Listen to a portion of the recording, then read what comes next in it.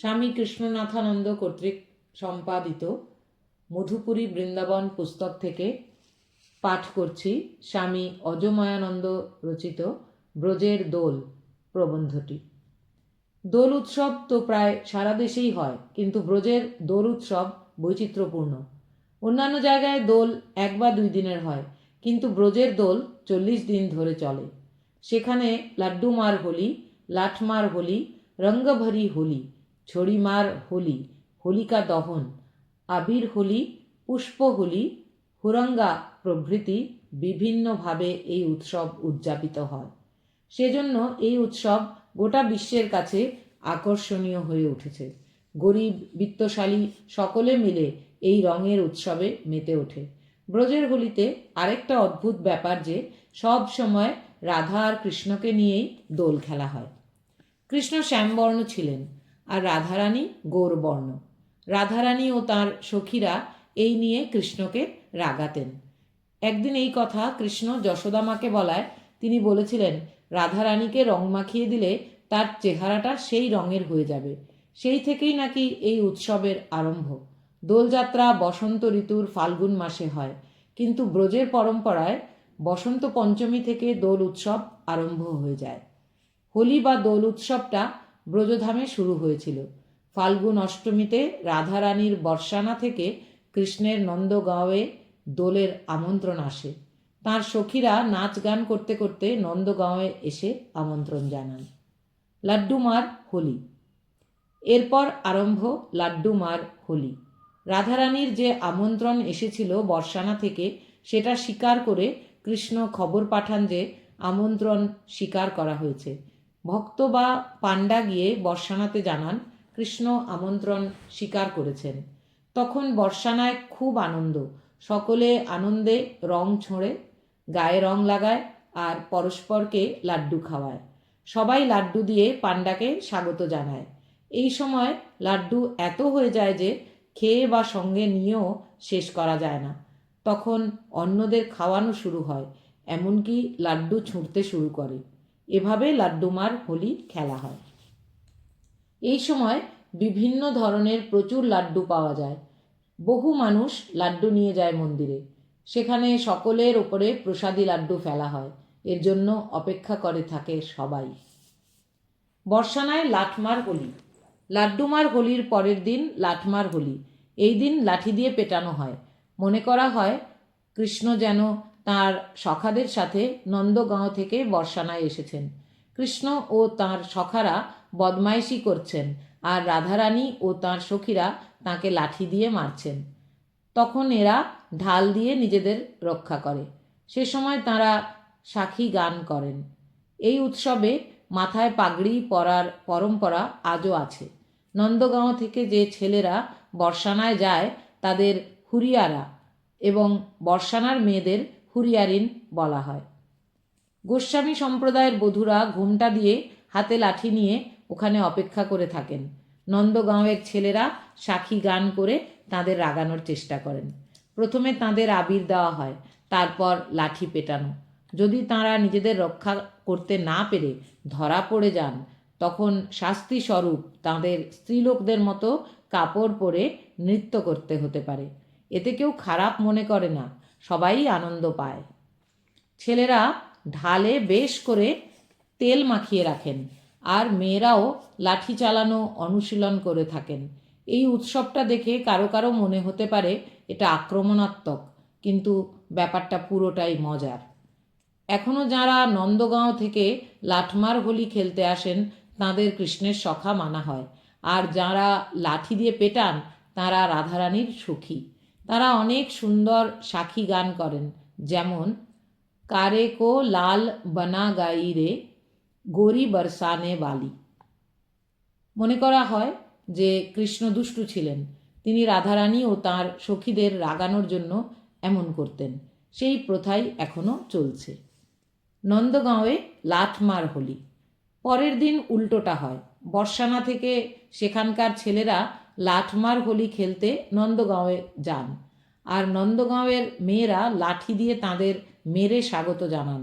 দশমীর দিন নন্দগাঁওয়ে যে লাঠমার হোলি হয় তার পিছনে একটা গল্প আছে। বলা হয় নবমীর দিন যখন কৃষ্ণ তাঁর সখাদের সাথে বর্ষানায় যান তখন লাঠমার হোলি হয়, কিন্তু তাঁরা বহুয়া বা উপহার না দিয়ে চলে আসেন। তাই রাধারানী ঠিক করেন তারা বহুয়া নিতে যাবেন। সে কারণে বর্ষানার লোকেরা নন্দগাঁওয়ে যান। বর্ষানার হুরিয়ারাদের সঙ্গে গোস্বামী সম্প্রদায়ের লোকেরাও আসেন। নন্দগ্রামের মন্দিরে রং ও আবির দিয়ে তাঁদের স্বাগত জানানো হয়। যশোদা কুণ্ডে তাঁদের নিয়ে গিয়ে শরবত খাওয়ানো হয়। বিকালবেলা নন্দগ্রামের হুরিয়ারিনরা লাঠি দিয়ে তাঁদের স্বাগত জানান। একাদশী। এরপরে আসে রঙ্গভরণী বা রঙ্গভরি একাদশী। সেদিন থেকে বৃন্দাবনে 5 দিনের দোল শুরু হয়। একাদশীর দিন পঞ্চক্রোশী পরিক্রমায় প্রচণ্ড ভিড় থাকে, আর পুরো রাস্তা আবিরের রঙে লাল হয়ে যায়। রাধা বল্লভের মন্দিরে সন্ধ্যাবেলা সকলে সাক্ষী গান ও নৃত্য করেন, আর মন্দিরের সেবায়েতদের গায়ে রং ঢালেন। বৃন্দাবনে অন্য সব মন্দিরেও রং ও আবির খেলা শুরু হয়ে যায়। সর্বত্রই প্রচণ্ড ভিড়, উল্লাস, আনন্দ থাকে। সবাই রং খেলে। সব জায়গায় শোনা যায় রাধে রাধে। ছড়িমার দোল। ফাল্গুন শুক্লা দ্বাদশীতে গোকুলে ছড়িমার দোল হয়। ছোট বালগোপাল খুব দুষ্টু ছিলেন। গোপীদের খুব উত্ত্যক্ত করতেন। গোপীরা তাঁকে একটু ভয় দেখাতো, ছড়ি নিয়ে পিছনে দৌড়াতেন। এই পরম্পরা থেকে গোকুলে ছড়িমার দোল হয়। নন্দগাঁও বর্ষানায় যেমন লাঠি দিয়ে পূর্ণ শক্তিতে আঘাত করা হয় ঢালটা যাতে ভেঙে যায়, সেই রকম নয়। এখানে থাকে ছোট্ট ছড়ি। গোপাল ছোট তো, তাই তাঁর গায়ে যেন কোনো আঘাত না লাগে। আর ছড়ি মারা হয় না, একটু স্পর্শ করা হয় মাত্র। জন্মভূমির দোল। ছড়িমার দোলের পর মথুরায় জন্মভূমিতে দোল হয়। বর্তমানে শ্রীকৃষ্ণের জন্মস্থান কারাগারে খুব কড়া সুরক্ষা ব্যবস্থা থাকে, কিন্তু তা সত্ত্বেও ওপরের মন্দিরে দোল খেলা হয়। ফুল দোল। দ্বাদশীর দিন বৃন্দাবনে বাঁকে বিহারীর মন্দিরে ফুলের দোল হয়। এদিন রাধা কৃষ্ণের বিগ্রহে প্রচুর ফুলের পাপড়ি অর্পণ করা হয়। ভক্তরা মন্দিরের চারিদিক থেকে নানা রঙের ফুলের পাপড়ি ছোঁড়ে। চারিদিকে শুধু ফুল আর ফুল। মন্দির প্রাঙ্গণ ফুলের গন্ধে ভরে থাকে। জয়সিং ঘেরার ফুল দোল। এটিও ফুলের দোল। এক রকমের মঞ্চ তৈরি করে অনুষ্ঠিত হয়। এর আরম্ভ একাদশী থেকে চলে হোলিকা দহনের দিন পর্যন্ত। দোলের মঞ্চে রাধা কৃষ্ণের প্রতিনিধি হিসাবে সুসজ্জিত বালক বালিকা আর গোপীরা থাকে। সকালবেলা মোটামুটি 800 পাউন্ড ফুলের পাপড়ি বের করে রাখা হয়। মঞ্চে এই দোল খেলার সময় ঝুড়ি ভর্তি করে ফুলের পাপড়ি ঢালা হয়। মোটামুটি সকাল 10টা থেকে শুরু হয়। তখন কৃষ্ণ ও রাধা সিংহাসনে বসে থাকেন, আর গোপী রাখালরা নৃত্য করেন, লাঠি মারেন, উল্লাস করেন। তারপরে গোপীরা রাখালদের পিছনে চলে যান।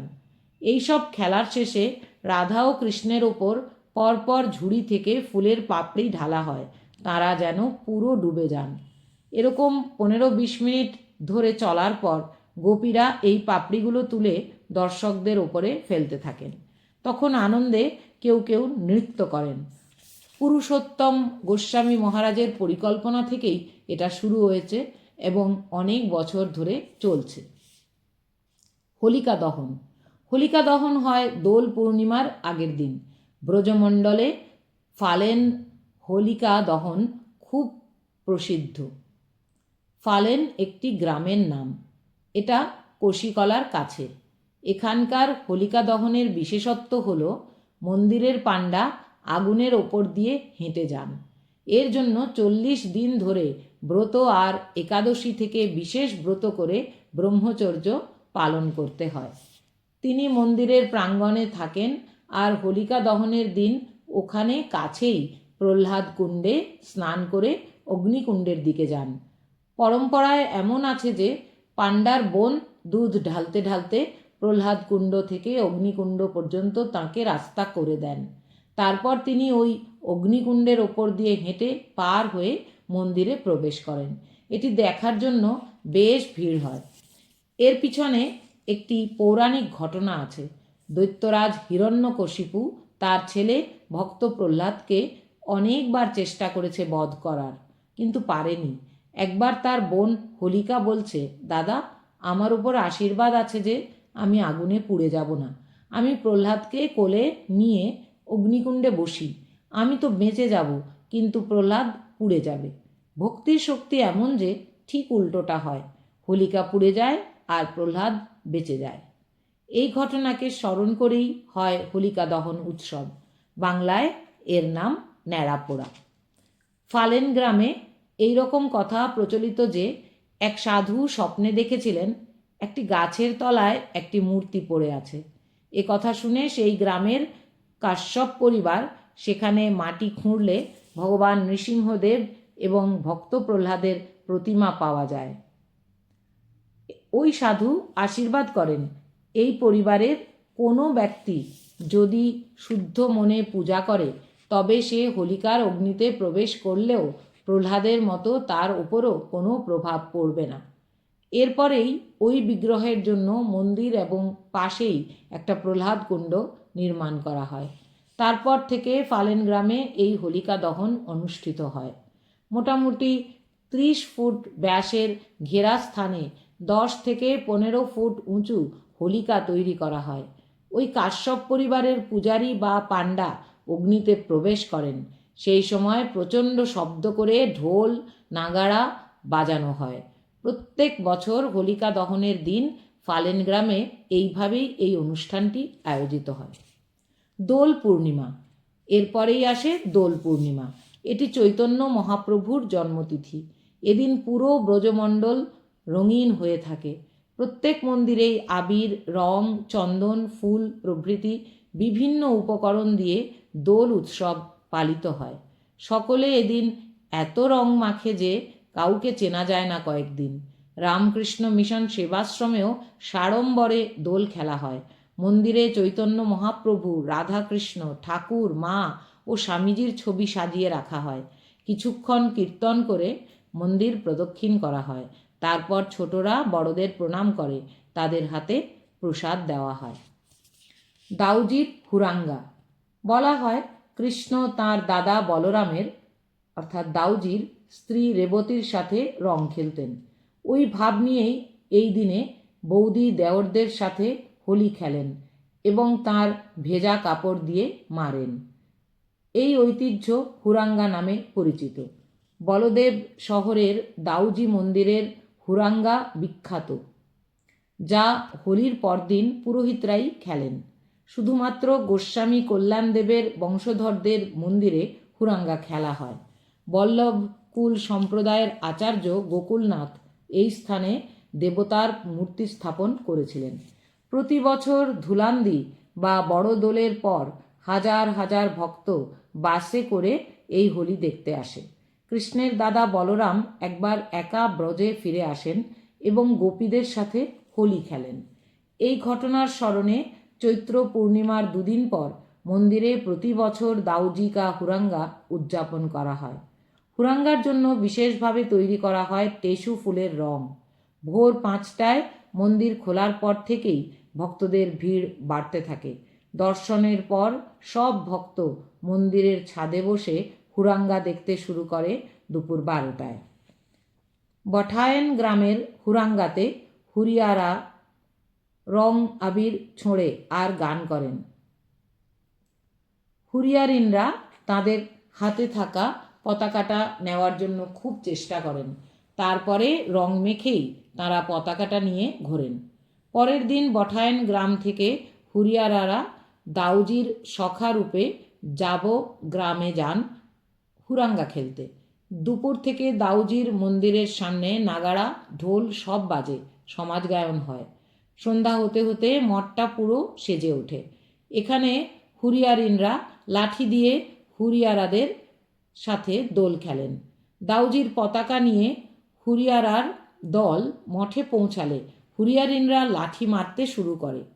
হুরিয়ারারা খুব চেষ্টা করে হুরিয়ারিনরা যাতে পতাকাটা না নিতে পারে। শেষে হুরিয়ারিনরা দাউজির দলকে জিতিয়ে দেয় আর তারা খুব খুশি হয়। তারপর রং খেলতে খেলতে দাউজির জয় দিয়ে এই হুরাঙ্গা শেষ হয়। প্রসঙ্গত জ্যোতিপুরা, কোশি আর অন্নারের হুরাঙ্গাও বেশ প্রসিদ্ধ। গুলালকুণ্ড। গুলালকুণ্ড গাঁঠুলি গ্রামে অবস্থিত। বলা হয় দোল খেলার পর রাধারানী ও কৃষ্ণ গোপীদের সাথে এই কুণ্ডে অঙ্গবস্ত্র ধুয়েছিলেন। তাতে কুণ্ডের জলের রং গোলাপি হয়ে যায় বলে একে গুলালকুণ্ড বলা হয়।